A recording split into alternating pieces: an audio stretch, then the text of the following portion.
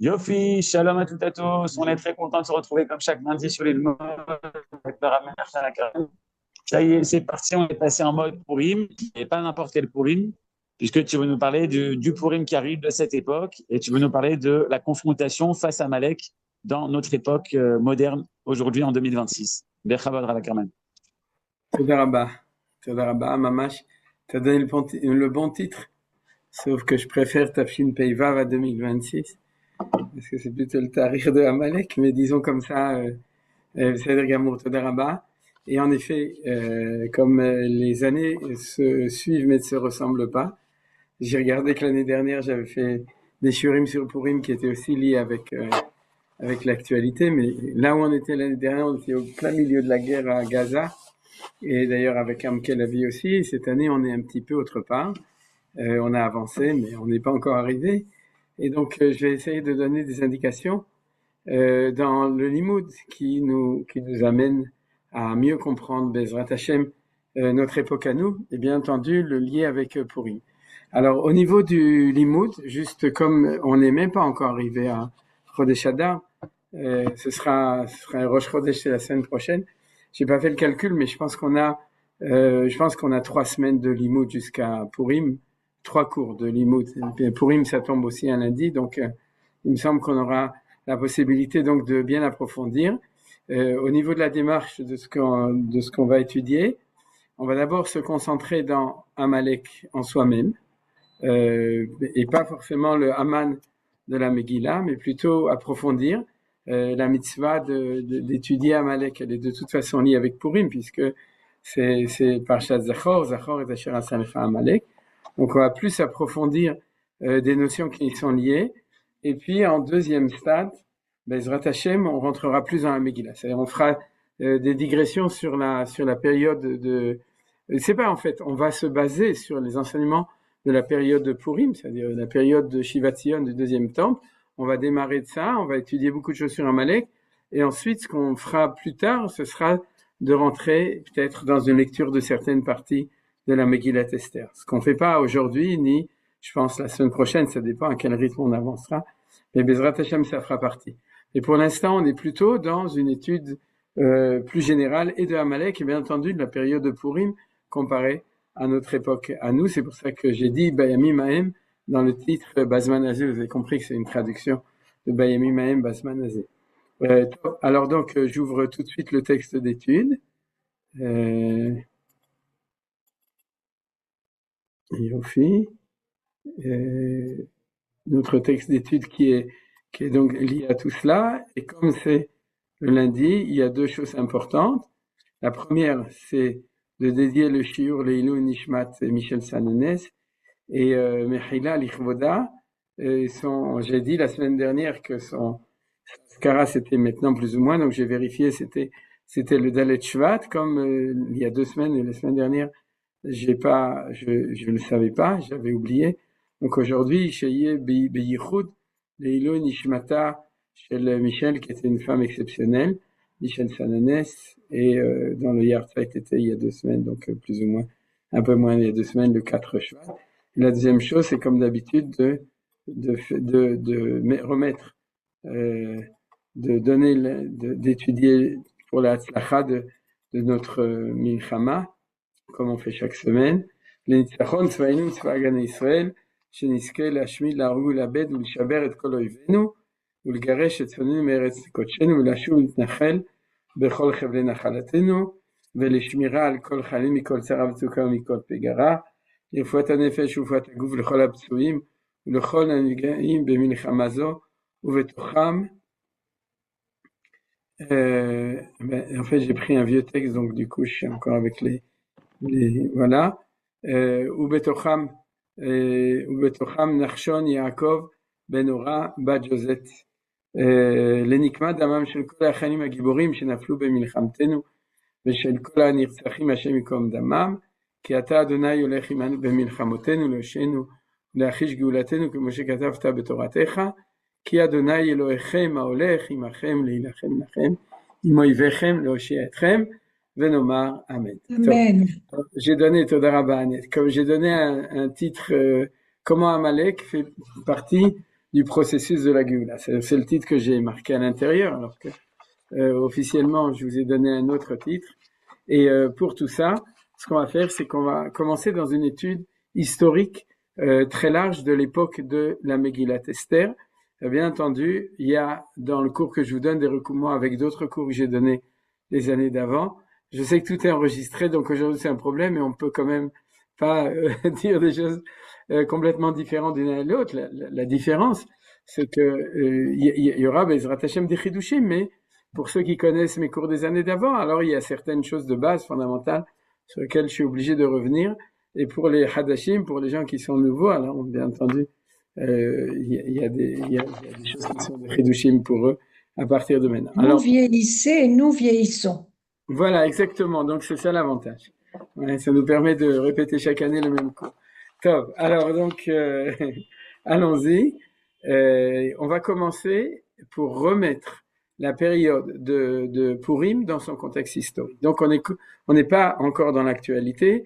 Il faut vraiment se plonger dans l'histoire de la Megillat Esther. Mais le point essentiel aujourd'hui, c'est de le recadrer à l'intérieur de son cadre historique. Maintenant, pourquoi c'est tellement important? Parce que en fait, disons que quand il faut dire comme ça.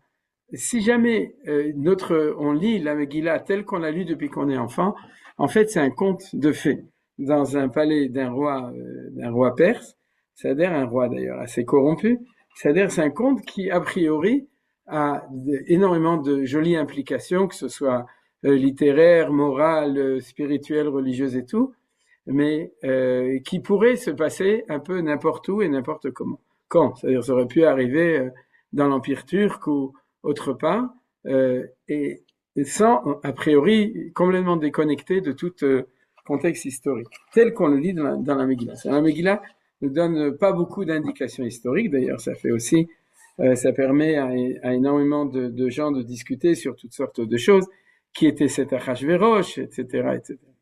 Voilà. Maintenant, on va de toute façon, moi je vais de toute façon toujours selon la lecture de Chazal, parce que la lecture de Chazal, comme on l'apprend dans les cours du mercredi sur la Torah chez Balpé, c'est pas un commentaire parmi d'autres, c'est la lecture véritable et vivante de ce que le Tanakh nous a enseigné. Dans ce cas-là, c'est la Megillat Esther. Maintenant, dans ce cas-là, il faut savoir que dès qu'on remet la Megillat Esther dans son contexte historique, il y a énormément de questions qui sont presque, on pourrait dire, naturellement résolues, parce que on comprend dans quel contexte les choses se sont passées. Vous comprenez, c'est comme si vous racontiez une histoire qui vous est arrivée et que personne ne sait dans quel contexte. Il lui manquera énormément d'éléments pour pouvoir comprendre les tenants, les aboutissants. Alors là, c'est exactement la même chose. Le premier travail qu'on va faire, c'est de remettre la Megillat Esther dans son contexte historique. Je vous signalerai brièvement et succinctement, éventuellement, s'il y a d'autres options possibles que celles que nos Chachamim nous ont enseignées pour permettre de comprendre ça.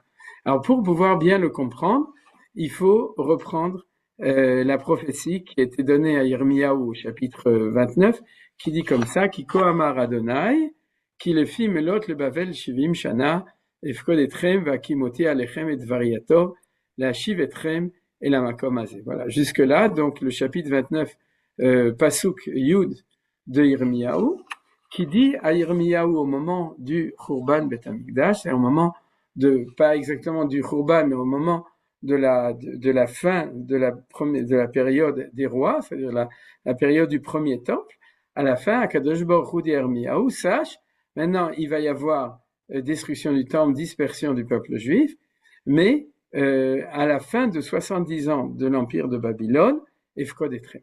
Efkod Etrem, ça veut dire, vous savez, ça veut dire que il y aura Géoula. Vous vous souvenez que chez Yosef Hatzadik, à la fin du livre de Bereshit, il y a marqué Pakod, Ifkod, Elokim Etrem, Va'alitem et Tatzmotaim Etrem. Et quand Moshe arrive chez le peuple, il le dit Vaishmam ki Pakad, Elokim Etam. Le peuple a entendu qu'Akadosh Baruch Hu les a été Poked. Poked, c'est Zocher. Pakid, c'est un maskir, c'est-à-dire que Dieu, c'est Pigdonenu, c'est notre mémoire, notre souvenir, c'est Akadosh Baruch Hu qui dit, je me souviendrai de vous, dans le sens, toujours une Pekida, c'est dans le sens de notion de Géoula. Donc, Akadosh Hu dit, sachez que l'exil de Babylone durera 70 ans, on le sait tous.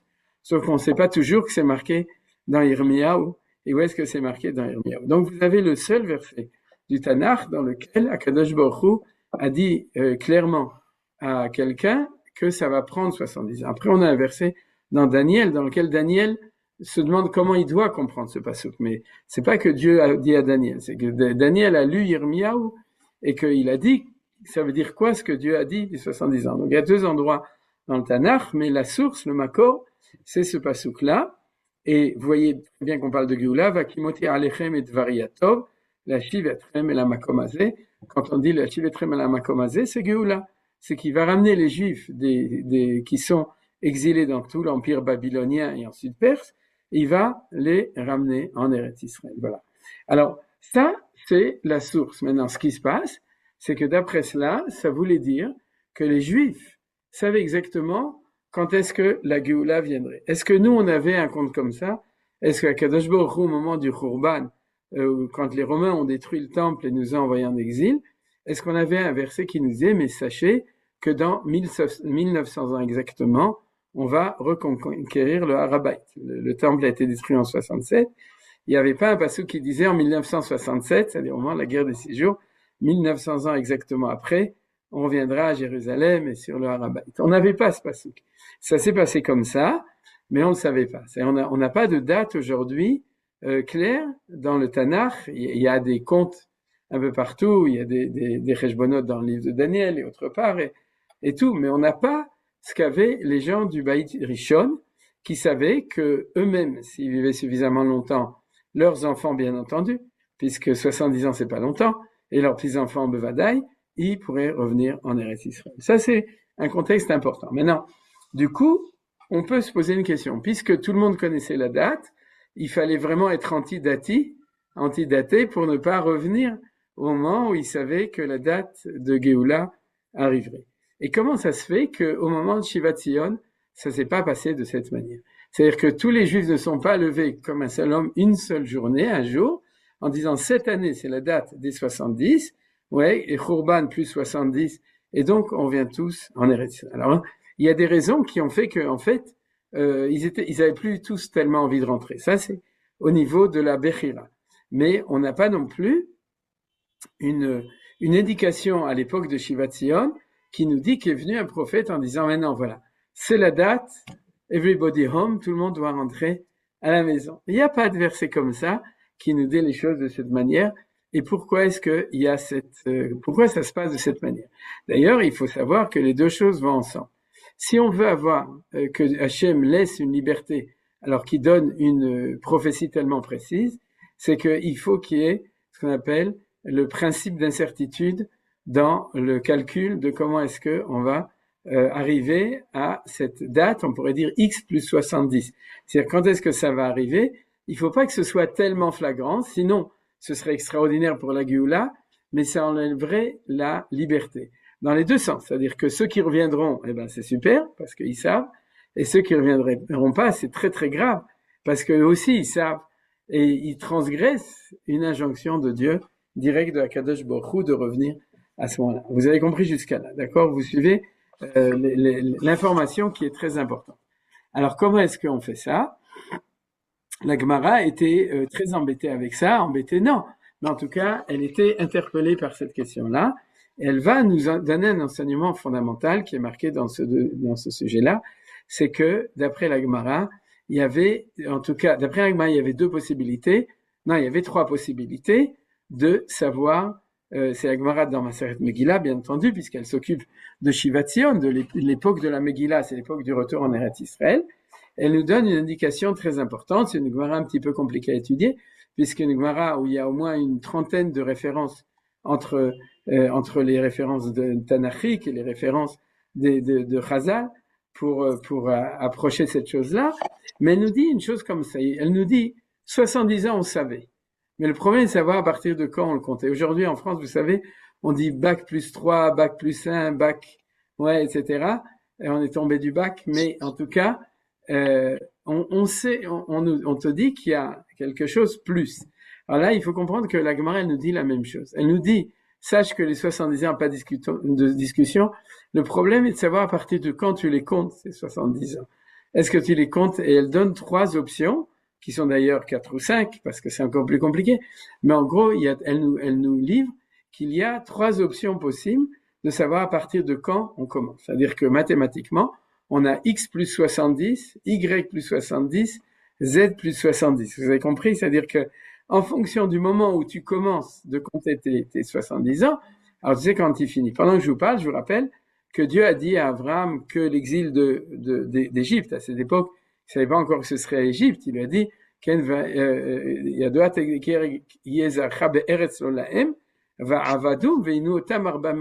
c'est-à-dire que il lui a dit dans un pays étranger, il lui a pas dit que ce serait l'Égypte, et que ça durera 400 ans. Et puis ça n'a pas duré 400 ans.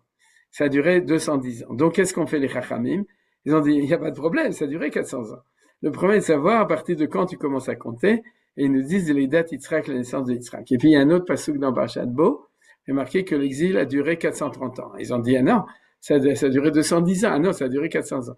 Alors comment on fait pour durer 430 ans? Tu commences à compter depuis Brit Ben Abtarim, l'alliance entre les morceaux, c'est-à-dire Brit Ben Abtarim qui était 30 ans avant, c'est-à-dire quand Avraham Avinu avait 70 ans, pas quand il avait 100 ans. C'est-à-dire la naissance de Yitzhak, c'est quand il avait 100 ans. Donc ça a commencé 30 ans. Alors, donc vous voyez que Baruch Hashem, on s'arrange. C'est pas qu'on s'arrange, c'est que à ce niveau-là, les informations ne sont pas aussi univoques, même dans la volonté de Hakadosh Baruch Hu, que ce qu'on pourrait croire.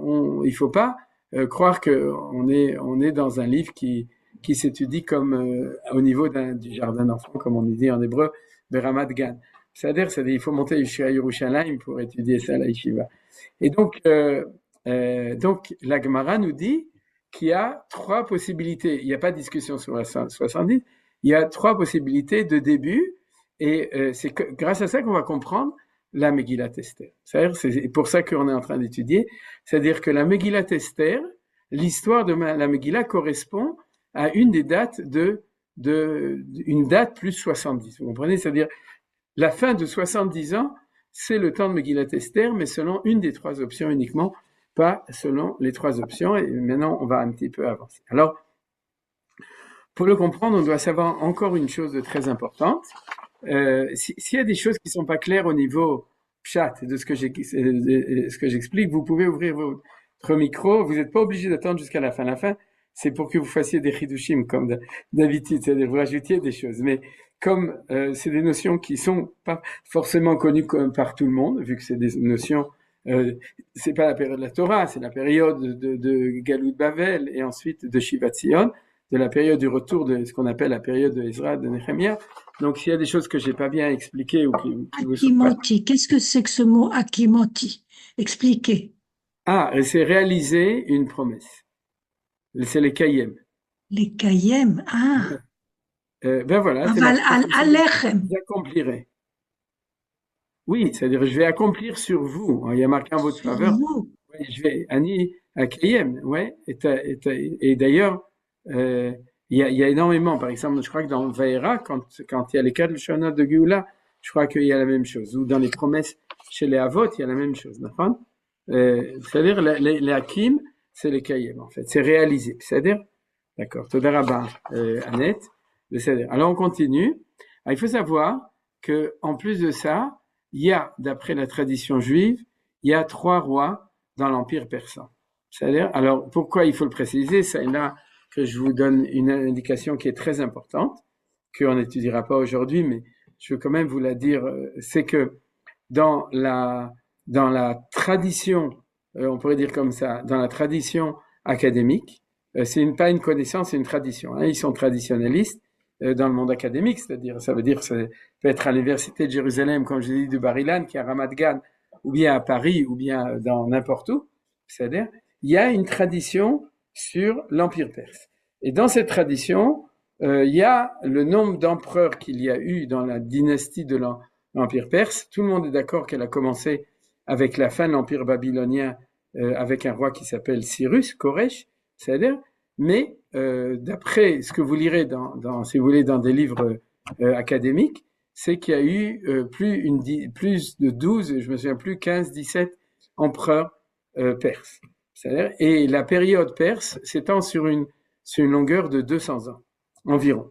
Entre la chute de l'empire babylonien par les Perses et la chute de l'empire perse par Alexandre le Grand, c'est-à-dire il y a 200 ans, vous l'avez appris peut-être à l'école, oui, à propos de la guerre de Troie et de tout ça. C'est-à-dire les guerres puniques entre les Grecs et les Perses. Ça fait partie, en fait, non pas de la période grecque, mais avant Alexandre le Grand, ça fait partie de ce qu'on appelle la période où la Malchoute, c'est-à-dire l'empire historique, c'était la Malchoute Paras, c'était l'empire des Perses, ou si vous voulez, Paras ou Madaï, des Perses et des Mèdes. Pourquoi Perses et Mèdes? Parce que pour pouvoir faire tomber l'empire babylonien, les Perses ont fait une coalition avec les Médiques, les Mèdes, c'est-à-dire Dariavesh Hamadi, Darius le Mède avec Cyrus le Perse, Koresh Aparsif, Dariavesh Hamadi, et ensemble ils ont réussi à conquérir l'empire babylonien de Nabuchodonosor et ensuite des rois qui étaient après. Et donc d'après sur quoi ils se basent? Vous dites, mais sur quoi ils se basent? Ils se basent sur les historiens grecs, entre autres un qui s'appelle Hérodote, qui est connu, mais ils se basent uniquement là-dessus. C'est-à-dire que déjà à l'époque médiévale, à l'époque du Moyen-Âge et tout, et ensuite, et peut-être aussi à l'âge d'or d'Espagne, j'imagine, c'est-à-dire que tous les sages européens, peut-être musulmans aussi à cette époque-là, qui avaient accès à la culture grecque, c'est-à-dire au texte grec, ont essayé de recréer une chronologie de la période perse. Et comme il y a plein de rois, Artaxerxès 1, 2, 3, etc., donc ils ont fait de l'or dedans, sans avoir vécu à l'époque, et avec énormément de contradictions entre les différents historiens.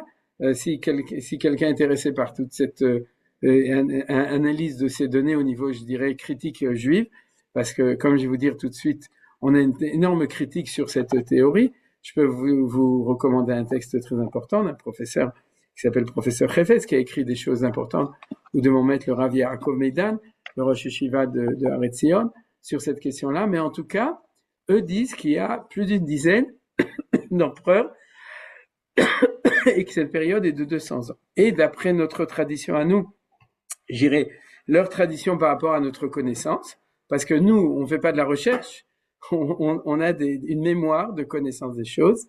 Eh bien, il n'y a que 3 rois, 3 empereurs, qui sont Koresh Cyrus, Achashverosh Assuérus et Dariavesh Darius. Ils sont tous en us à la fin, c'est-à-dire parce qu'on les a us, mais en tout cas, il y en a eu que 3. C'est-à-dire, Enyoter, c'est marqué dans le livre qui s'occupe de la chronologie historique comparée du peuple juif avec toutes les nations qui étaient autour de nous, qui s'appelle le Seder Olam. Ouais, c'est-à-dire, c'est celui qui est la référence absolue pour nous. Et dans le Seder Olam, il est marqué que l'Empire perse a duré 52 ans, 34 ans depuis la construction du temple jusqu'à la conquête d'Alexandre le Grand, encore 18 ans auparavant à partir de la déclaration de Cyrus jusqu'à la construction du temple, en tout et pour tout 52 ans avec seulement 3 empereurs qui sont ceux que je viens de dire maintenant.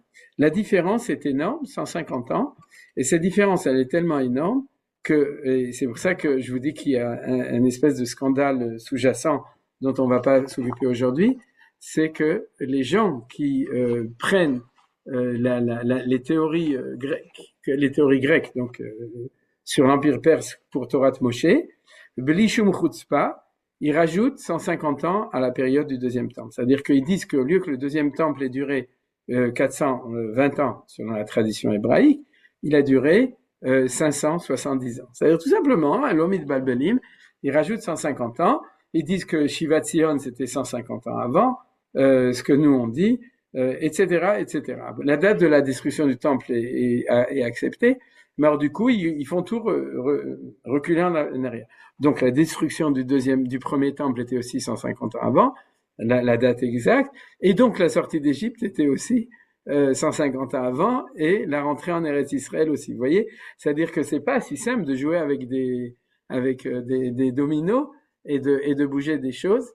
Et même dans les livres de classe, dans les écoles Mamlarti Dati en Eretz Israël, je n'ai pas vérifié maintenant, mais il y a 20 ans, les professeurs qui avaient étudié, bien entendu, en Allemagne ou à l'université hébraïque, il se gênait pas pour mettre dans les livres que c'était. Celui qui a dénoncé ça de manière en disant que c'était une forme de dictature de la pensée occidentale, on pourrait dire, puisque ça change énormément de choses, c'est-à-dire ça change tout même. Je dirais, tu trouves quelque chose d'archéologique et tu vois que ça n'a aucun rapport, ou tu prends des livres et il n'y a pas de synchronie. Celui qui a dénoncé ça, c'était Manitou, entre autres. Et aujourd'hui, il y a énormément de Chachamim qui dénoncent ce genre de choses. Les livres, ils sont juste ici derrière, qui s'occupent de ça. Mais Manitou, déjà à l'époque, et il a un élève qui s'appelle Ezra, Ezra, c'est, j'ai oublié maintenant son nom, mais en tout cas, Ezra, c'était son surnom, son totem, sans doute. Il habite à Mevaseret Sion, et j'ai correspondu avec lui à un moment. Je sais pas où est-ce qu'il habite actuellement, c'est-à-dire est-ce qu'il habite toujours chez lui, mais parce qu'il est très âgé sans doute. Mais en tout cas, cet élève de Manitou a décidé de relever le défi de cette question de ce qu'on appelle les problèmes d'asynchronie, c'est-à-dire de non-synchronisation entre la manière dont, dans le monde occidental, on crée l'échelle de synchronisation de tous les événements historiques, et la manière dont nos traditions, qui n'est pas une tradition une investigation théorique, puisque on peut dire depuis l'an zéro, non, en fait, la seule date claire où tout le monde est d'accord, c'est la conquête, c'est la montée d'Alexandre le Grand. Tout ce qui est avant, c'est accordéon chez eux, puisqu'il n'y a pas de création du monde. Donc, tu repousses tout en arrière autant que tu veux, ou tu l'avances au gré des théories possibles. Par contre, chez nous, on a une chronologie absolue, puisqu'on sait qu'il y a 5786 ans, le monde a été créé. C'est-à-dire qu'on n'a pas de discussion sur cette chose-là, en tout cas, on n'a pas de doute. Et donc, automatiquement, notre manière de mettre les événements est différente. Tout ça, c'est une petite parenthèse pour vous dire que même dans les livres de Da'at Mikra, les violets comme ça, même dans les livres d'André Nair sur l'histoire biblique d'Israël, ils sont des livres où ils remettent en question, ou en tout cas ils se remettent en question, ils ont des difficultés parce qu'il y a une telle force on pourrait dire d'influence comment ça s'appelle ça, de l'opinion acceptée dans le monde académique et dans le monde historique. Ça fait des centaines d'années qu'ils enseignent comme ça, que se lever et dire, excusez-moi, mais nous, on a une autre tradition. On fait Shabbat, on mange kasher, et on a aussi une autre tradition historique. On lit autrement l'histoire. Alors, il y a beaucoup de gens qui étaient gênés, qui jusqu'à aujourd'hui sont gênés par ça, mais il faut remettre les pendules à l'heure. Et comme je vous ai dit, Manitou, lui, n'était pas gêné, au contraire. Ouais. Et donc, il a parlé de ça. Il a aussi éveillé son élève à faire cet enseignement-là. Donc, tout ça pour revenir chez nous. Si on n'a que 52 ans et que 3 rois, alors l'histoire est complètement différente. Alors, on va voir ça, et on parle donc aujourd'hui de l'époque du retour à Sion, qui est la période perse, et bien entendu, vous savez que Achashverosh est perse. Alors, on revient, ça c'est une petite parenthèse, on revient à ce qu'on a dit, c'est sur la question des plus 70. Et pour la question des plus 70, je vais vous donner le résumé de ce que dit la Gemara dans ce texte, comme je l'ai dit, qui est un texte référent, qui est dans la Gemara 11b et 12a de Masechet Megillah. Il y a une première possibilité, c'est de commencer au moment où le royaume de Juda a été conquis par Nebuchadnezzar. C'est-à-dire parce qu'en fait, il y a eu entre la conquête et la destruction du temple et l'exil définitif des Juifs, il y a eu 3 dates importantes. Tout ça, ça a pris 18 ans. Il y a eu la première date, c'était la 2e année de l'ascension de Nebuchadnezzar Melech Bavel. Oui, à partir de la 2e année, le royaume de Yehuda a été conquis par lui, il est allé très vite, et à ce moment-là, on peut compter 70 pour compter ce qui se passe à ce moment-là. Alors on va vite voir les 3 dates et ensuite on va revenir en arrière. La première, c'est la conquête du royaume de Yehuda par Nebuchadnezzar. La deuxième, c'est 7 ans après, et 7 ans après, il y a destitution du roi Yechonia et exil des élites. C'est-à-dire, qu'est-ce qui s'est passé? C'est que le roi Nebuchadnezzar a maintenu les rois de Yehuda là-bas, mais inféodés. C'est-à-dire que c'est l'Empire perse qui dirigeait tout.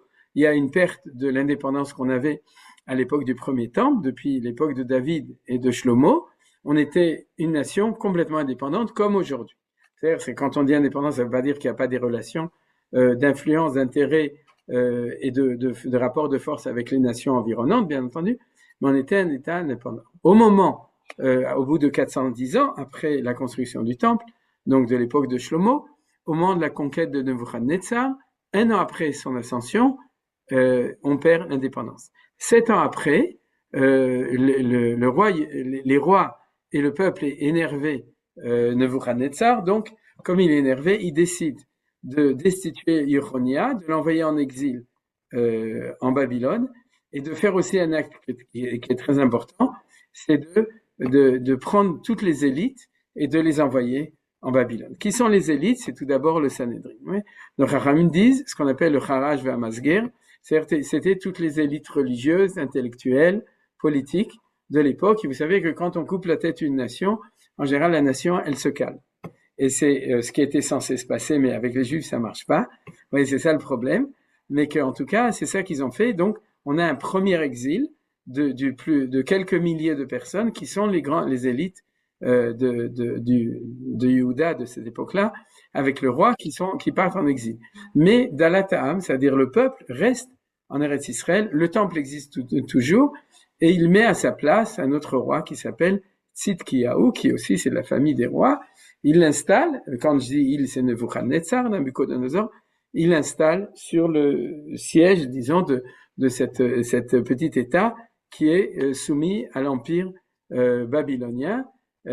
Et ensuite, on va attendre encore 11 ans, et les Juifs, et continuant à faire du balagan, être un petit peu rebelles, à ce moment-là, à la fin, Nebuchadnezzar en a marre, et puis il monte sur Jérusalem, il exile le roi Tzidkiyahu, il exile tout le monde en gros, pas tout à fait exact, parce qu'il y a encore un périple jusqu'à la date de Tzom Gedalia, c'est-à-dire de l'époque de Yagdalia ben Achikam qui va le remplacer, mais qui n'est plus un roi, c'est-à-dire, et puis ensuite il va se faire assassiner, et à ce moment-là tout le monde va partir.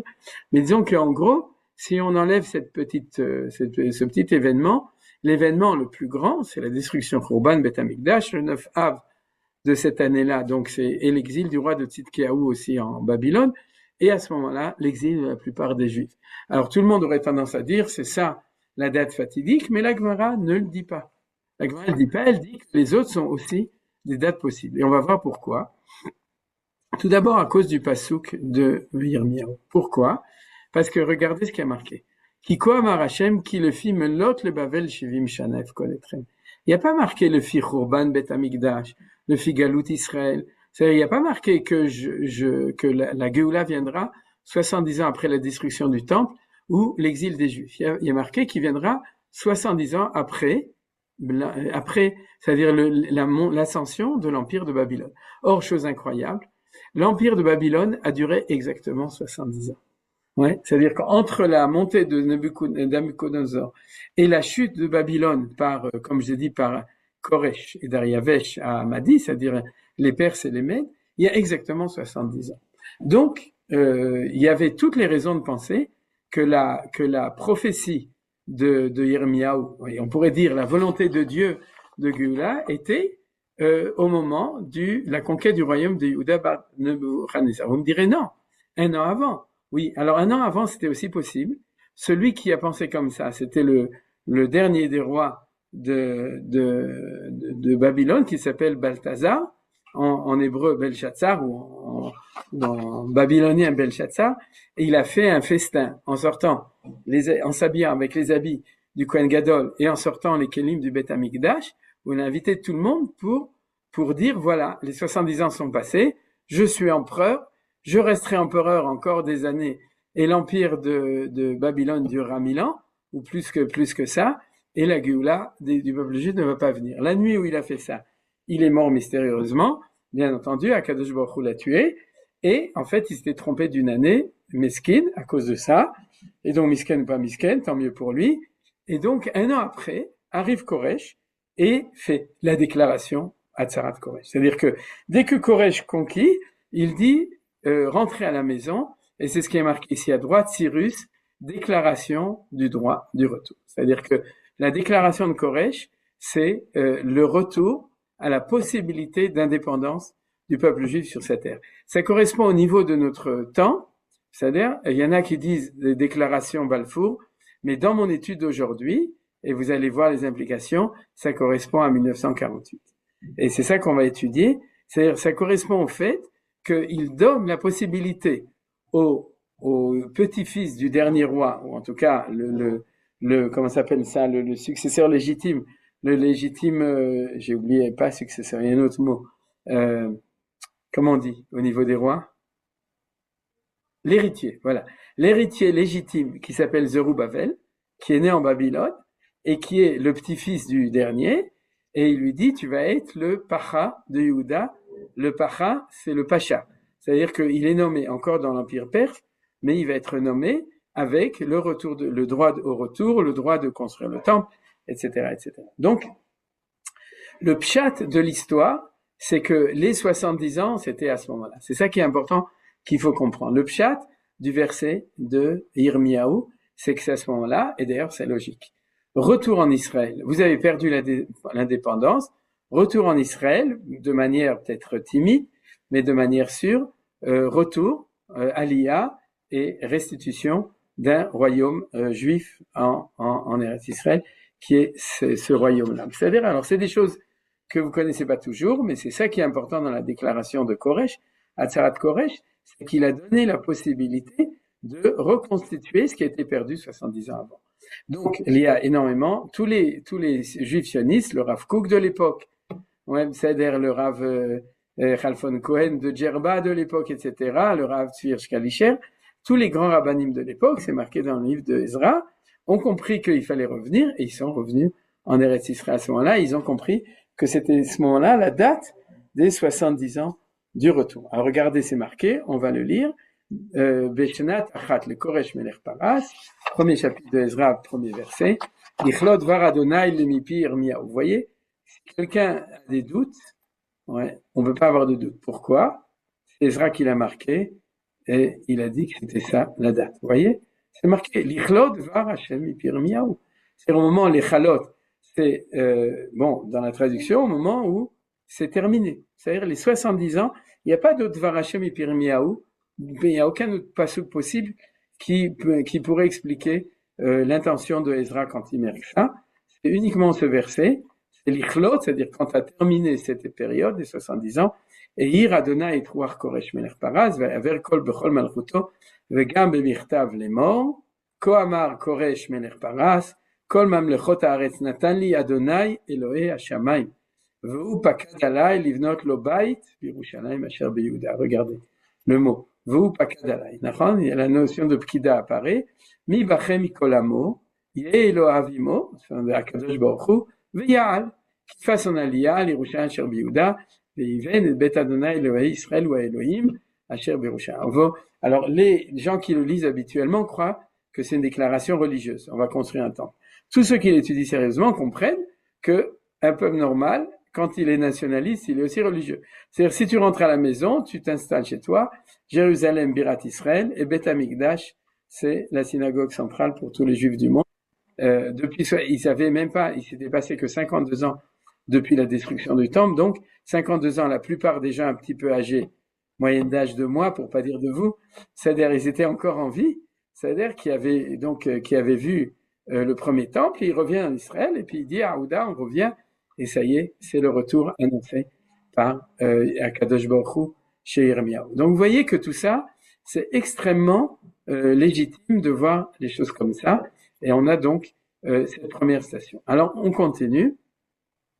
Il y a une deuxième station, c'est la destitution, et c'est depuis le moment où il y a la destitution du roi Yechonia et exil des élites, rajoutant 70 ans, et on arrive à la Megillat Esther.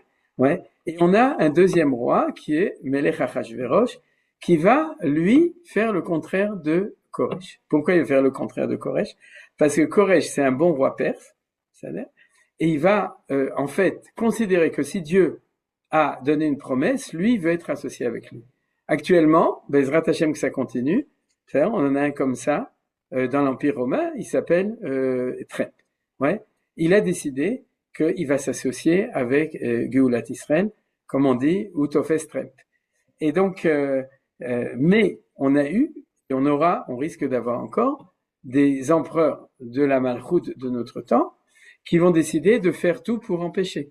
C'est-à-dire qu'il y a une Bechira, et c'est ce que nos Chachamim nous disent, il y a une liberté des rois de l'Empire qui, à ce moment-là, de passer la main à Malchoute Israël ou de leur permettre de faire le Ta'alir de Géoula, ou au contraire, de les empêcher. Et c'est ça qu'on voit maintenant, c'est que Achashverosh est un roi perse qui est postérieur au premier qui s'appelle Koresh et qui lui décide de faire exactement le contraire. Et c'est une des graves questions. Pourquoi il décide de faire autrement ou pourquoi Dieu a mis un roi qui décide de faire autrement? Les deux possibilités sont là, d'accord? Ou bien au niveau de la Yedia ou au niveau de la Prira. C'est au niveau de la destinée de l'histoire, c'est Hachem qui a mis en place Achashverosh, qui d'ailleurs n'était pas le fils de Koresh, mais était un palefrenier. C'est-à-dire que c'est lui, il travaillait dans les Urvot Soussim, dans les, comment ça s'appelle ça, dans les écuries de Koresh, et c'était un roi violent, méchant et cruel. C'est-à-dire c'est une personne violente, méchante et cruelle, qui était un nul. C'est-à-dire, il savait pas faire grand-chose à part nettoyer les chevaux. C'est-à-dire, et il a tué tout le monde, et grâce à ça, il est monté au pouvoir, il a destitué Koresh, et en tant que dictateur, il était perse, mais en tant que dictateur, il a pris le pouvoir, il est monté au pouvoir, et c'est dans ce contexte que l'histoire de Megillat Esther apparaît. Vous voyez que, comme je l'ai dit au début, si vous savez pas tout ça, comment vous pouvez comprendre tous les tenants et aboutissants de la Megillat Esther? Alors vous allez me dire, mais je le savais, d'accord. Vous savez, donc c'est pas grave, donc vous pouvez, comme moi, comprendre les tenants et aboutissants de la Megillat Esther. Et donc on a ici un phénomène spécial. Est-ce que la Géoula va avancer au moment de Achashverosh ou la Géoula va reculer au moment de Achashverosh?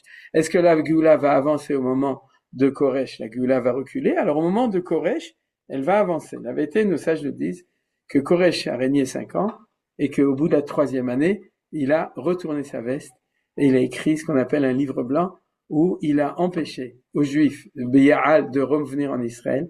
Il a empêché aux Juifs de construire Jérusalem. Il a empêché les Juifs de construire le temple. C'est-à-dire que toute ressemblance, de nouveau, en général, on compare avec l'Angleterre, la déclaration Balfour. Ici, c'est un petit peu différent dans mon analyse, c'est-à-dire, mais en tout cas, il y a eu un retournement. Et ensuite, on a Achashverosh qui, lui, continue dans cette démarche d'empêcher le royaume de la Géoula, de Baït Sheni, d'arriver. Alors, c'est là qu'on va comprendre notre sujet, c'est qu'il y a un esprit malfaisant qui l'inspire et qui va lui dire « fais cette chose-là ». Comment il s'appelle? Il s'appelle Amalek. Amalek, de ce temps-là, il s'appelle Aman, mais Aman, c'est pas Achashverosh. Et Achashverosh, c'est pas Aman. Aman, c'est l'esprit, c'est-à-dire c'est l'esprit qui inspire, et Achashverosh, c'est le roi. Sauf que ça je nous dis, on le verra, où Achashverosh. Juste, je vous cite cette citation, Vaï bimé Achashverosh, ou Achashverosh, Amolech, Meodou Vatkush. Alors ça, le passage vous le connaissez, et la Gemara demande comment ça se fait qu'il y a marqué Vaï bimé Achashverosh, ou Achashverosh. C'était au temps de Achashverosh, et c'est Achashverosh qui régnait depuis Odou Vatkush. Mais on pourrait dire, pourquoi tu as besoin d'écrire le pasuk de cette manière-là? Tu pouvais écrire Vaï bimé Achashverosh, Amolech, Meodou Vatkush, Sheva Vesrim ou Mea Medina. C'est-à-dire, pourquoi on a besoin de dire Ouhou Achashverosh? C'est cet Achashverosh. Et vous savez ce que disent les Chachamim? C'est marqué dans Rashi. Ou Racha mitechilato ve'asofo. C'était un rachat du début jusqu'à la fin. Il s'est jamais racheté, il était rachat. C'est-à-dire, et il était malfaisant pour le peuple juif du début de son règne jusqu'à la fin de son règne. Pendant tout son règne, il était rachat. C'est un grand chidouche, parce qu'apparemment, à la fin de la Megillah, il retourne sa veste lui aussi, puisque il nomme Mordechai, et puis il met aussi Esther à une place prépondérante qu'elle avait déjà depuis le début, mais encore plus, disons, de Seder, de la reine mère, de la reine essentielle.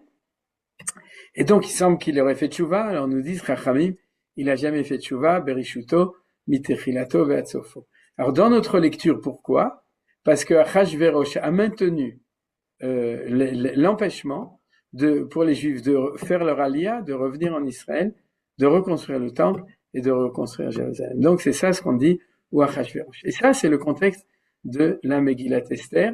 dans lequel il y a une date possible de Géoula qui va être complètement empêchée, interrompue, complètement arrêtée par le roi perse de cette époque-là. C'est-à-dire, il va faire, comme on dit, il fait reculer un petit peu l'histoire au niveau de la Géoula.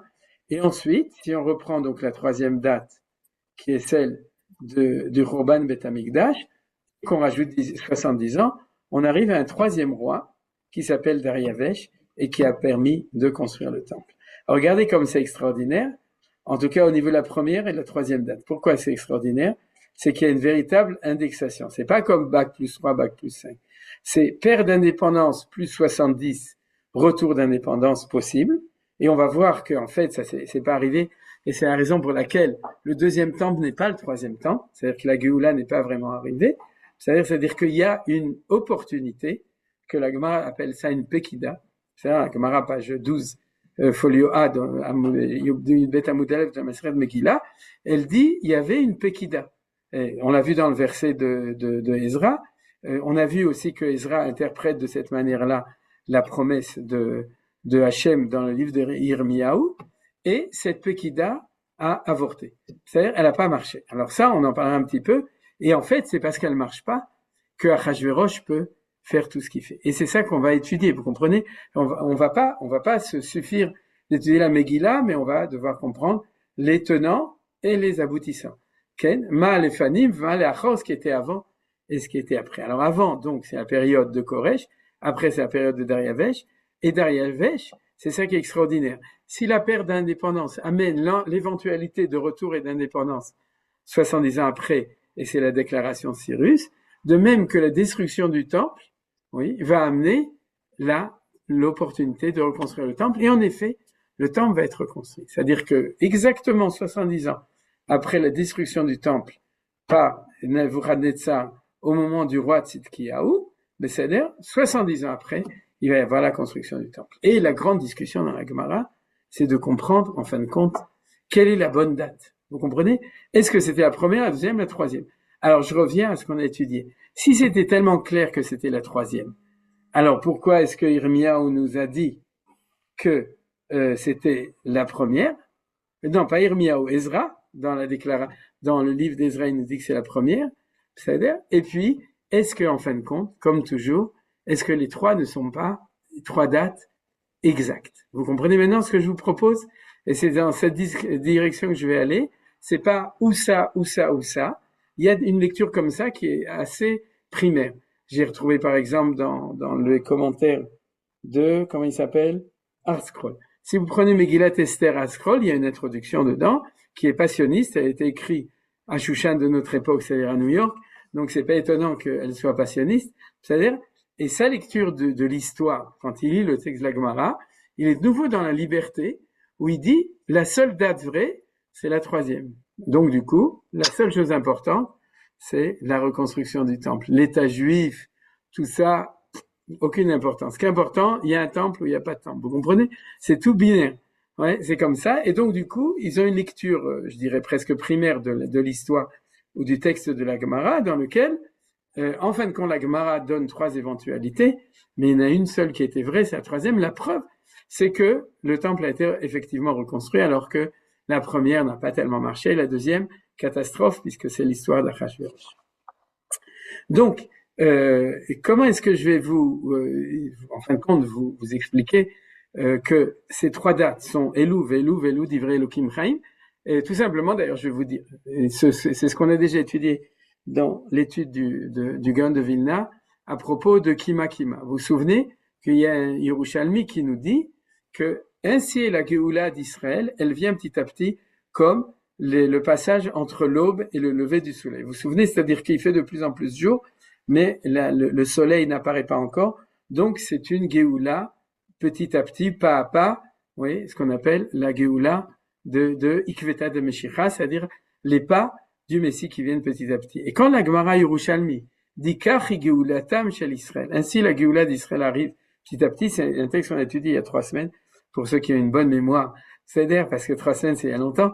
Donc elle dit de la même manière, quand on lit la Megillat Esther, on voit qu'au début c'est comme ça, et ensuite un peu plus, ensuite un peu plus. Ça veut dire quoi? Dire tout simplement que les Chachamim ont compris que la référence pour comprendre que la Géoula, elle vient petit à petit de notre temps, puisque Rabbi Chia, quand il voyait ça, quand il voyait le lever du soleil, il disait ça, il parlait de notre Géoula, nous. Kari Géouletam le'atid lavo, il prenait, comme nous on le fait en ce moment, comme référence, la référence de Shivat Zion, du retour de Zion à l'époque de la Megillat Esther. Et donc, de même que le Khurban s'est fait en 3 dates importantes, de même, la Géoula reviendra avec X plus 70 important, Y plus 70 important, Z plus 70 important, parce que la Géoula, elle vient petit à petit. Donc on va avoir un moment où le premier stade va revenir, donc ce sera 70 ans après le premier stade de la Galoute, le deuxième stade 70 ans après le deuxième stade de la Galoute, et le troisième stade 70 ans après le troisième stade de la Galoute. Donc qui avait raison? Tout le monde a raison. C'est-à-dire que quand Dieu nous donne cette information des 70 ans, il nous dit, fais attention, il y a une imprécision qui est la durée de Galout, donc il y aura une imprécision qui est la durée de la Géoula au niveau du temps. Alors on va le voir dans le deuxième texte qu'on étudie aujourd'hui, et puis à ce moment-là, les choses, ils seront peut-être un petit peu plus claires. Ce qui est d'autant plus intéressant dans ce que je vous ai dit, c'est que vous vous souvenez que j'ai insisté sur le fait qu'il y avait 3 rois. C'est-à-dire que quand on dit 3 rois, c'est 3 périodes, 3 systèmes politiques, 3 volontés. La volonté de Koresh, où on pourrait dire Dieu l'a mis en place pour le premier stade de nous ramener en Israël. Dieu a mis en place Achashverosh pour nous faire des problèmes. Et Dieu a mis en place Dariavesh pour reconstruire le temple. Si le processus s'était passé de manière, on pourrait dire, optimale, voilà, pas maximale, de manière optimale, le deuxième temple aurait été le début de la Géoula Shlema. Il faut comprendre ça. Pourquoi c'est important? Parce que dans ce plan des choses, actuellement, on est dans la même équation, mais on est dans une équation qui est obligée de réussir, puisqu'on est à l'époque de la Géoula Achona, de la dernière Géoula. Alors que, à l'époque du deuxième temple, comme dans tous les temps avant et après, il y avait les possibilités que ça réussisse ou possibilités que ça marche pas. Et en fait, le deuxième temple, ça n'a pas très bien marché. C'est-à-dire, il y a eu le temple, mais il n'y a pas eu tout le reste. Il n'y a pas eu de retour de la Shrina, il n'y a pas eu du retour des Juifs, il n'y a pas eu une indépendance politique réelle, etc. pendant la plupart du temps. Donc tout ça n'a pas très bien marché, mais au début, ça aurait pu marcher, c'est ça qu'on est en train d'étudier. Alors regardez comment est-ce qu'on va l'étudier, et on va aujourd'hui terminer par ça. C'est une Gemara qui se trouve dans Sanhedrin, page 20, folio B, qui dit comme ça. On a enseigné. Rabbi Yossé dit, et on remercie toujours Steinsaltz, parce que c'est grâce à eux que c'est traduit. Rabbi Yossé dit bien que je retraduise selon ce qui me semble mieux, et j'enlève aussi tout ce qui rajoute. Alors donc Rabbi Yossé dit que 3 commandements ont été ordonnés aux enfants d'Israël lorsqu'ils entrent dans le pays en Eretz Israël. C'est-à-dire que Rabbi Yossé nous dit chaque fois qu'on rentre en Eretz Israël, on doit Shalosh mitzvot nitztavu Israël, pour ceux qui voient le texte en ivrite, Bekinisatam Lares. Ouais, c'est-à-dire, donc quels sont ces 3 mitzvot? Alors, comprenez bien, sur les 613 mitzvot, il y a des mitzvot permanentes, Shabbat, Kashrut, Tfilin, qui sont pour chaque individu là où on se trouve. Mais il y a des mitzvot qui sont des mitzvot assez d'oraita, qui sont marqués dans la Torah, c'est-à-dire, mais qui ne sont possibles que c'est des mitzvot nationales. C'est-à-dire, j'ai aucune possibilité de réaliser personnellement que je sois en dehors d'Israël ou que je revienne en Israël.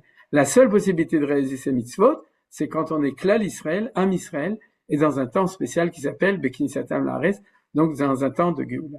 Alors, quels sont ces 3 mitzvot? C'est-à-dire, nommer un roi, l'Amlich Melech, anéantir la descendance d'Amalek, et construire pour eux le temple. Livnot lahem et bet abechira. Pour dans le langage, vous voyez, l'amid la melech, la chid zarosh el Amalek, velivnot et bet abechira. Donc, jusqu'à là, tout va bien. Ouais, c'est-à-dire que Médinat Israël, elle a 3 obligations. Premièrement, créer un État, c'est ce qu'on appelle Amir Melech, et ça, je vais l'établir de manière plus forte, mais on l'a étudié déjà dans tous les cours sur le Rav Kook, il y a encore d'autres cours qui expliquent pourquoi Médinat Israël, c'est ce qu'on appelle le retour de ce que Chachamim parle de Malchut, parce qu'à l'époque, on parlait jamais d'État démocratique, on parlait d'un État. Et quand on parle d'un État, on ne parle pas de Médina, on parle, Médina, c'est Megillat Esther, Médina, on parle de Malchut. Quand on parle de Malchut, ça englobe tous les systèmes politiques imaginables, à condition que, pour le peuple juif, il réalise une indépendance, c'est-à-dire un retour au fait que le peuple juif a un État. Donc, le premier c'est, traduction, c'est constituer un État indépendant en Eretz Israël. Le deuxième, c'est l'Achid des Zarosh et Amalek.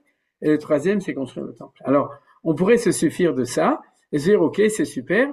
Actuellement, on a une mitzvah de Melech. On l'a déjà commencé à réaliser depuis 48. C'est pour ça que j'ai dit que, d'après ma lecture, c'est 48 qui est important. On a une deuxième, Limchot Zarosh et Amalek. Et c'est ce que, le sujet du cours, c'est ce qu'on est en train de faire. C'est-à-dire la guerre contre les Palestiniens Imarchemam et contre les Iraniens Imarchemam qu'on est en train de faire depuis 2 ans et demi. C'est que, en fait, c'est ça que je vais vous montrer. On est en train de s'occuper de l'Achid Zarosh et Amalek. On est en train de s'occuper de ces salles Amalek. Et puis, le troisième, où on s'en occupe doucement, puisqu'on a déjà le terrain, le Harabait, c'est de construire le Beth Amikdash. Alors, la question que pose Rabbi aussi, c'est Ve'eni Yodea Ezemem Trila. Et je ne sais pas lequel d'entre eux est le premier. Vous comprenez que c'est une question qui n'était pas critique pour les Juifs quand on était pendant 2000 ans d'exil, mais c'est une question ultra critique actuellement. C'est-à-dire, est-ce qu'il y a un ordre dans la Géoula? Est-ce que la Géoula, il peut éventuellement d'abord avoir le temple, ensuite on casse la figure à Amalek, et ensuite on ramène, on réinstitue en Israël un État juif, c'est-à-dire, ou est-ce que on peut pas le faire dans n'importe quel sens, qu'il y a un seder, un ordre obligatoire? Alors, répond Rabbi aussi, il y a un ordre obligatoire. Et comment il le sait? C'est Minatora, de Horaïta. Alors, vous vous rendez compte, c'est pas que Rabbi aussi le sait parce qu'il a un petit midrash, c'est qu'il a étudié les psukim de la Torah. Alors, on va uniquement terminer, je vois qu'il est 7 heures, aussi quand le texte, dans Shemot, précise, okay? Alors, on va le lire en hébreu. C'est-à-dire, Veniach, non, pardon. Oui, c'est marqué ici.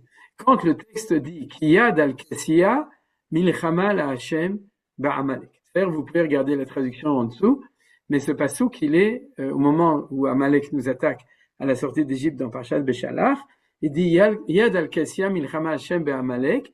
Alors, il indique qu'il fallait d'abord nommer un roi. En effet, Kes, vous voyez le mot Kes ici? C'est-à-dire, ça veut dire le trône.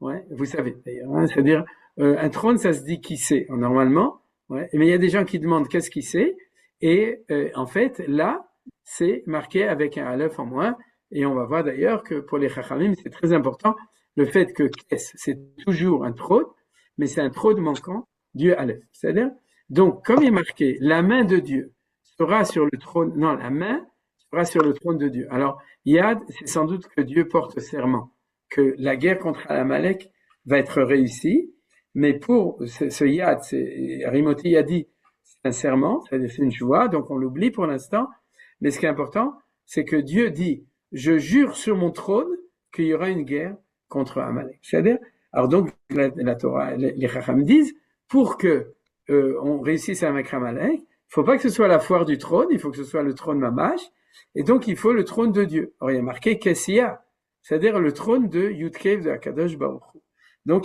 Donc ça prouve qu'il faut qu'il y ait un trône. Alors, l'incroyable de la Gemara, c'est qu'elle dit, c'est quoi le trône de Dieu? C'est le trône d'un roi juif. C'est-à-dire, tant que il n'y a pas d'État juif, et qu'il n'y a pas une Knesset, et qu'il n'y a pas un Rosh Memshala, et qu'il n'y a pas tout ça, et après, Bezrat Hashem, il y aura un vrai trône du Melech HaMashiach, de David. C'est-à-dire, mais on commence déjà, mais en tout cas, le minimum, il faut qu'il y ait une malchoute juive pour que le trône de Dieu existe. Pourquoi? C'est très facile à comprendre. Parce que trône, c'est malchoute. C'est-à-dire, c'est clair. Et la royauté, c'est pas la présence de Dieu. Dieu est toujours présent, il est omniprésent, il est toujours là dans le ciel. Mais la malchoute, c'est quand ça descend sur terre. Vous vous souvenez, vous connaissez, dans la Kabbalah, c'est la sphira qui représente la descente de l'infini vers la terre, c'est toujours la sphira de malchoute. Donc malchoute, c'est quand Dieu peut résider sur terre. Pour qu'il puisse résider sur terre, il faut qu'il ait un cli, Kabbalah, et le cli Kabbalah de Malchut Hashem, c'est Malchut Israël. Et ça, c'est très important pour comprendre l'histoire qu'on est en train de vivre avec Amalek. Donc, il indique qu'il fallait d'abord nommer un roi. En effet, le trône n'est rien d'autre qu'une référence au roi, comme il est dit. Alors, du coup, Rabbi Yossi amène encore un passou, Vaïchev Shlomo al-Kisei Hashem Amener. Pourquoi? Parce qu'en fait, tu as un doute. Quel est le doute? Tu vas dire non. La royauté d'un roi juif, c'est politique, c'est pas religieux. C'est-à-dire, comment je sais que s'il y a un roi juif qui est sur son trône, alors il est sur le trône de Hakadosh Baruch Hu. On a trouvé un verset dans Divrei Yamim, et Salomon s'assit sur le trône de l'Éternel pour être roi. C'est-à-dire que quand il s'est assis sur son trône à lui, c'était qu'il sait Hachem.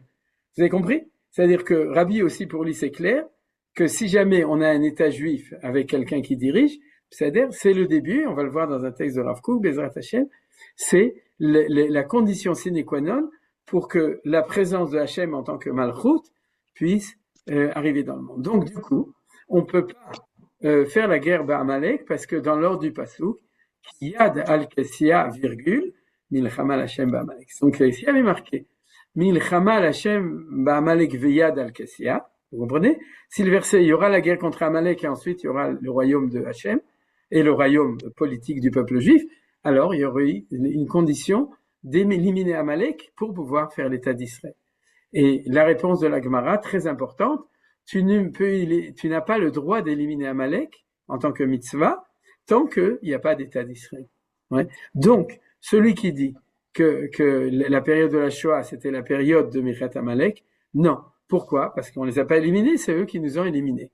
C'est-à-dire, donc c'est clair que ça correspond pas à la mitzvah. En plus, on n'avait pas d'État. Donc, actuellement, il faut savoir que de notre temps, c'est ça que on va développer, de notre temps, on est en condition possible de réaliser la deuxième mitzvah, c'est la mitzvah de Michat Amalek, sauf pour des gens qui diront que l'État d'Israël, c'est pas Malchut Israël. C'est-à-dire ceux qui refusent de reconnaître l'État d'Israël, je parle au niveau religieux, alors ils sont embêtés parce que du coup, il n'y a pas d'État, et puis il n'y a pas de possibilité non plus de faire vraiment la guerre. C'est-à-dire, je dirais, on peut faire la guerre, mais on peut pas la gagner. Pour la gagner, il faut qu'il y ait Malchut Israël. Vous me suivez, d'accord? C'est-à-dire que des Amalécites nous attaquent, ça on en a eu de tout temps.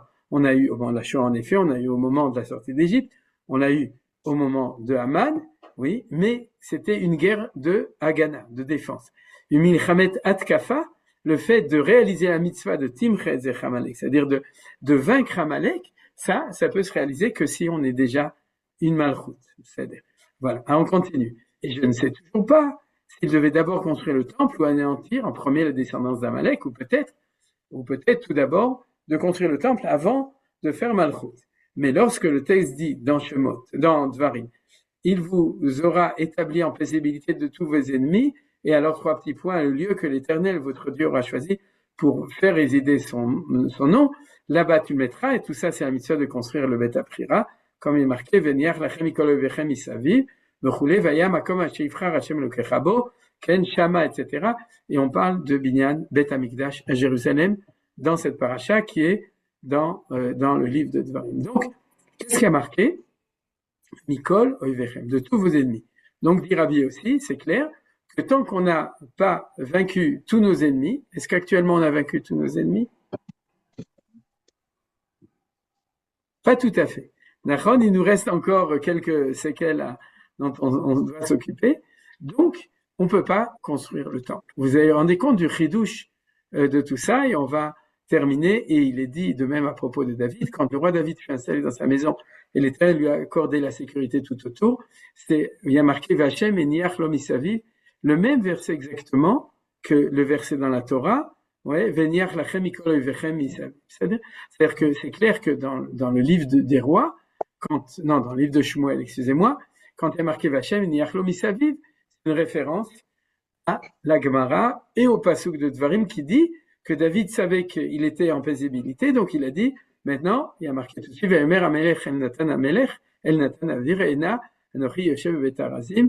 Donc il dit, vois donc, je suis installé dans une maison de cèdre, et là, je dois installer à l'intérieur de la tente. Le temps est arrivé de construire le Beth Mikdash à Jérusalem. Bon, en fin de compte, Shlomo, Hachem a dit par l'intermédiaire de Nathan, attends un peu, c'est Shlomo ton fils qui le construira. Donc, c'est que sans doute c'est pas encore le moment. Mais en tout cas, au niveau des critères qu'on vient de voir maintenant, les critères ont été réalisés. Et quels sont ces critères? Donc, comme on a dit, ces critères sont ces 3 choses-là. Donc, on a terminé le cours. Pour ce qu'on va voir à partir de maintenant, c'est que si c'est vrai à cette époque, c'est vrai à notre époque. Regarde, quelque chose de très important. On n'est pas en train de construire le temple. Pourquoi? Parce que on a l'État d'Israël, mais on n'a pas encore fini notre compte avec l'Iran avec les Palestiniens, tout cela, tous nos ennemis qui sont là-bas, qui veulent nous éliminer, et on va le montrer qui sont les Amalek de notre temps. Donc en fin de compte, la seule chose que je vais vous dire pour terminer le cours, regardez comme le Seigneur fait bien les choses, comme Akadosh Baruch Hu, il fait bien les choses.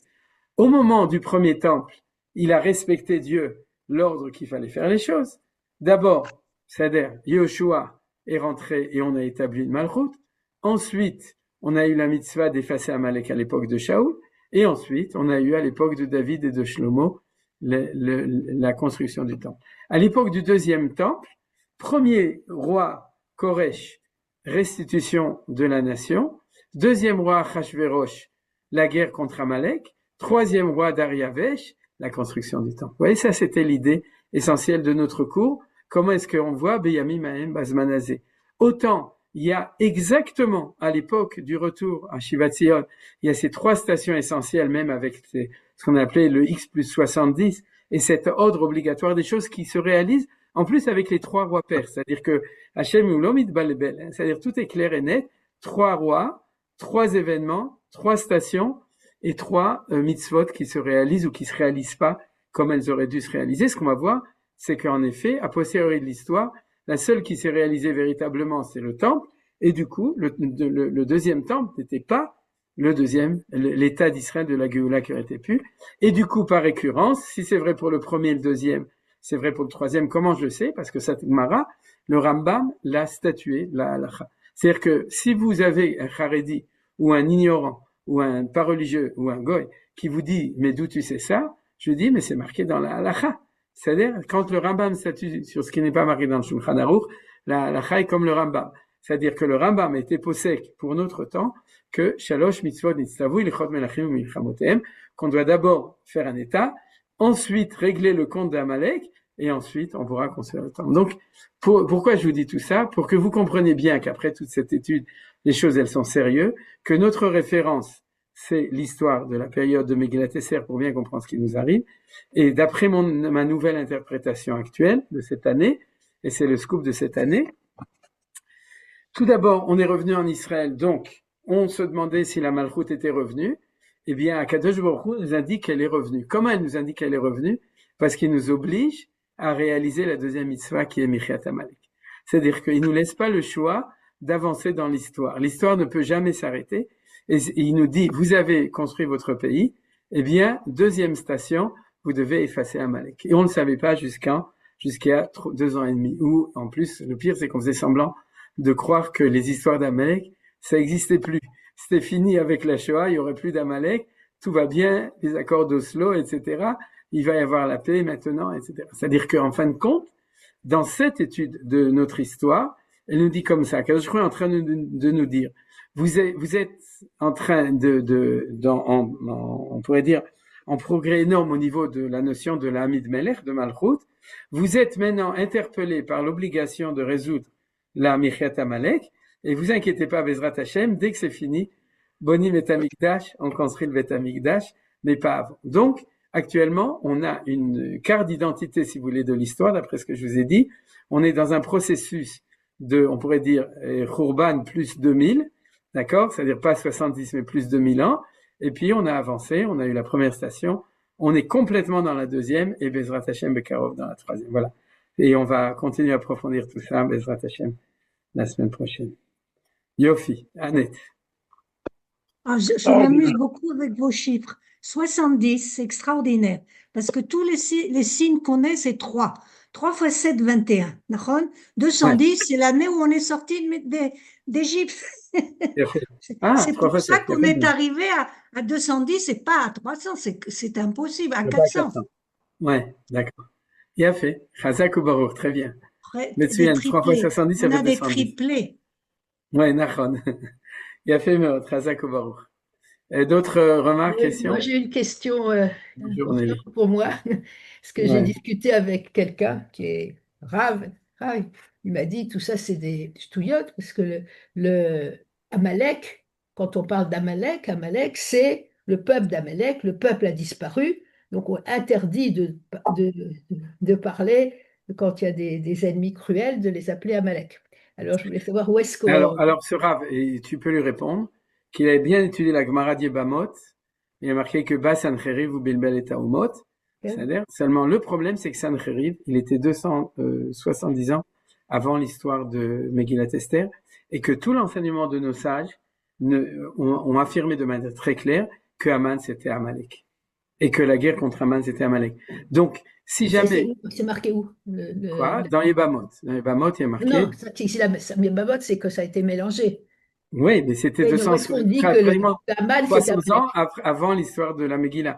Donc, si tous les Chachamim, d'un côté, ils ont dit que Bas Sancheriv ou Bilbel et Taumot, et ça c'est marqué. Attends, je vais quand même aussi faire une référence sur la guerre contre Amalek, mais c'est marqué. Donc, mais ils se sont pas empêchés de faire un diagnostic tranchant et clair que l'histoire de Haman à Agagi, d'ailleurs Agagi, ça veut dire qu'il descend de trucs. Alors on va en parler si tu restes dans les cours d'après, et puis si j'oublie, tu me rappelleras dans le cours suivant, parce que tu soulèves une question importante. Alors je vais te donner la réponse qui est la réponse la plus simple.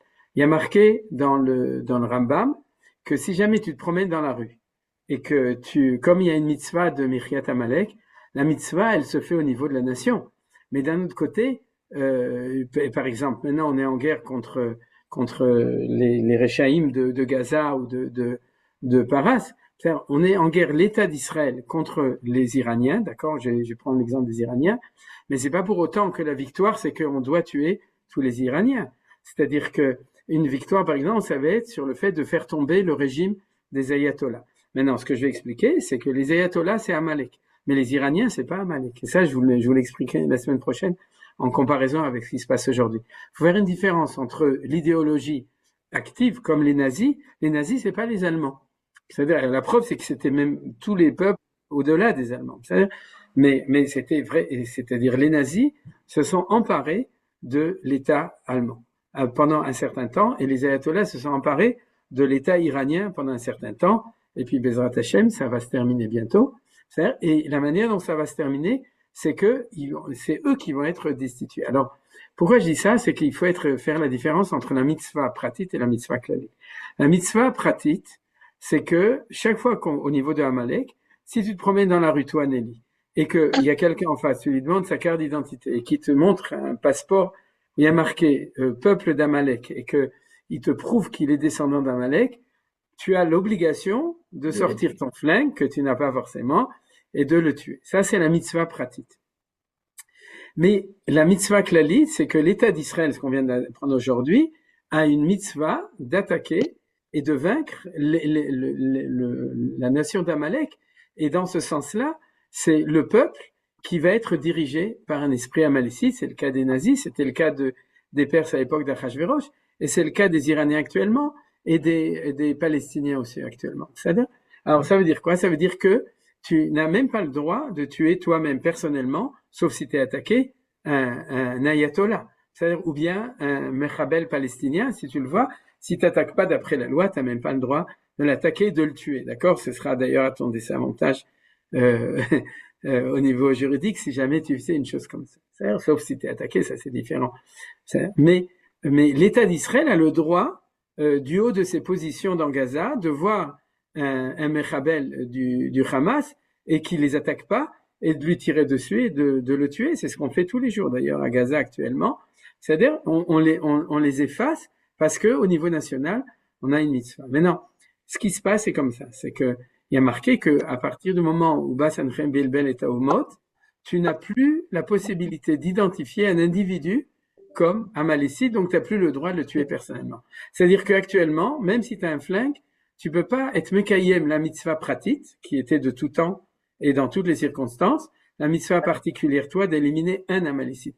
D'Echagav, de tuer un amalécite ne résolvera pas la victoire contre Amalek qui est Timched Zecher Amalek. C'est-à-dire l'effacement total de Amalek. C'est-à-dire, si par contre, on sait pas comment ça va se passer, mais on va éliminer toutes les chefs de film, peut-être qu'ils seront tous éliminés, ou peut-être qu'on devra tous les éliminer. Je sais pas du tout, j'ai aucune idée. C'est Akadosh Baruch Hu qui sait comment est-ce que les choses doivent se passer. Mais ce qui est clair, c'est que c'est deux choses différentes. La mitzvah pratit. La mitzvah klalit ne peut se faire que par un travail coup par coup, personne par personne. mais c'est une mitzvah clalite. Si vous prenez, maintenant que je pense, on a un exemple extraordinaire comment est-ce qu'on a réussi à vaincre des individus un par un, là où ils étaient, en tant que guerre nationale, c'est l'histoire des vipères. Nachon, c'était quelque chose d'extraordinaire. C'est-à-dire qu'il y a eu klal ou prat en même temps. C'est une mitzvah klalite qu'on a contre un klal qui s'appelle la Hezbollah, Imar Shemam, c'est-à-dire, et on a réussi à les atteindre chacun là où ils étaient. Si on suppose que Hezbollah, et d'ailleurs on peut le supposer, que les Hezbollah, comme l'Iran, ils font partie de l'esprit maléfique, de la volonté de faire disparaître le peuple juif, donc c'est Amalek, on a réalisé de manière précise comment est-ce qu'on arrive à chacun, mais en tant que mitzvah klalit, qui est une mitzvah de Knisat Israël, Beknisat Amla. Merci de la question parce que ça a permis d'élucider une très grande et à la limite, ce Rav, s'il est un peu Haredi qui décide ça, c'est pas forcément. S'il est Haredi, c'est pas étonnant parce que, comme disait Rav Kook et Manitou, le problème des Rabbanim Haredim dans l'Limut Torah, pas en tant que valeur de Tzadikut ou de Chokhmat Israël, de Chokhmat Torah, c'est qu'ils ont des lunettes pour regarder la Torah qui est toujours sur la dimension individuelle et pas la dimension collective. Donc en fin de compte, il a étendu une sugiya qui est une sugiya au niveau de l'individu à une compréhension au niveau du collectif et il a fait une erreur de lecture de ce point de vue-là. C'est l'air. Et la définition de Amalek, c'est quoi? C'est à partir de quel moment on peut dire qu'un peuple, une direction est Amalek? Ça, je le donnerai dans le cours suivant. Okay. Mais c'est l'air. Linda, je crois qu'elle voulait poser une question. Je sais pas qui c'est, mais... Voilà. Oui, effectivement. Bonjour, bonsoir. Effectivement, je reviens un petit peu sur Amalek. Depuis la sortie d'Égypte, nous affrontons Amalek. Donc, ce Amalek, quelle est sa symbolique? Qu'est-ce que représente? Parce que toute l'histoire des Juifs, depuis la sortie d'Égypte, c'est combattre Amalek. Depuis Abraham aussi, il a dû combattre les ressortissants qui habitaient sur Israël. Donc, que symbolise exactement Amalek? Car Amalek est toujours là. Pour nous, peuple juif. Non, alors, ouais, très bonne question, et c'est le sujet du cours la semaine prochaine. C'est que Amalek est toujours là, et la carte d'identité la plus globale, c'est l'antithèse absolue entre lui et nous. C'est-à-dire que c'est la volonté de faire disparaître le peuple juif pour réussir son projet d'histoire. Nous, notre projet d'histoire, c'est de faire vivre le peuple juif et par le peuple juif amener la présence de Dieu sur terre. Et Amalek, c'est chaque fois qu'on va trouver un mouvement, parce qu'il faut faire attention, pas forcément une nation, mais un mouvement national, qui a comme obsession unique de faire disparaître le peuple juif. C'est ce qu'on voit actuellement. Je vais prendre l'exemple de l'Iran. Vous savez qu'en Iran, le peuple iranien crève de faim, il n'y a plus d'eau, il n'y a plus d'électricité, il n'y a plus rien, parce que tout l'argent depuis les ayatollahs, c'est pas le cas du Shah qui était avant, mais depuis les ayatollahs, ils n'ont de kol zeneno shoveli, rien ne vaut rien tant que je vois que le peuple juif existe. Quand on voit une nation qui n'a de sens de vie que pour éliminer le peuple juif, c'était le cas de Haman, le cas de Hitler, et le cas des ayatollahs, et le cas du Hamas, et du Hezbollah, c'est-à-dire de tout ça, qu'ils peuvent pas vivre le seul sens de leur vie. C'est pas de donner dans le cas de l'Iran, c'est tellement frappant. C'est pas de donner le bien-être à leur nation, c'est de donner le mal-être au peuple juif. D'éliminer le peuple juif, tout l'argent va là-bas. À ce moment-là, on sait que c'est Amalek. Maintenant, ce qu'on va voir dans le cours de la semaine prochaine, et c'est ça le problème de tous ces enseignements qui sont la source de la question de Nelly, éventuellement, mais en tout cas de votre question, c'est qu'à partir du moment où on répète tout le temps que la guerre contre Amalek est perpétuelle, on oublie que tout ça, c'est des guerres dans lesquelles Amalek nous a attaqués, et en général, il a même réussi à nous massacrer. C'est-à-dire, pas complètement, mais il a réussi d'une manière ou d'une autre. Mais la seule véritable guerre, c'est pas la guerre contre Amalek, c'est la guerre de victoire contre Amalek.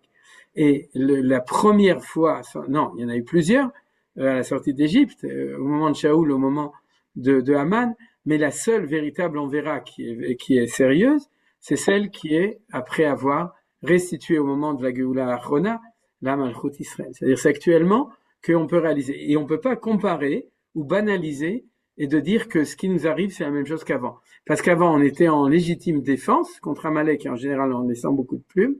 Et actuellement, on est légitime attaque de Amalek. Et on pourrait dire, même la guerre de Purim, c'est une guerre de défense. C'est-à-dire, la Hamod, Nafsham, c'est-à-dire de se défendre contre les Amalécites le jour du 13 Adar de cette époque-là. On était en légitime défense. Mais en légitime attaque, c'est maintenant qu'on peut le faire. Et donc, du coup, on le verra au niveau de la Emouna, au niveau de la valeur de ce que ça représente dans notre combat vis-à-vis d'Amalek. C'est quelque chose qui n'a aucun rapport. Ouais, c'est un renversement de l'histoire, ce qu'on appelle le Vena Afoku. C'est bien. Merci beaucoup. Zéou, on s'arrête, on est obligé, il est 24. Merci. Ouais. De toute façon, Bezrat Hashem, même si vous avez des questions, gardez-les pour la semaine prochaine. Et on continuera, je vais vous donner des débuts de réponse. Et Bezrat Hashem, on continuera la semaine prochaine. Merci Alors, beaucoup. Yitraot, et à bientôt. Shalom, תודה shalom. רבה. תודה Shalom, רבה. כל טוב. תודה. Yitraot lekulam. Merci d'avoir visionné cette vidéo. Je vous invite à vous abonner à notre chaîne InMode pour plus de replays, de conférences, de cours, d'interviews. Cliquez sur le bouton juste ici et vous êtes abonné à l'InMode. À très bientôt.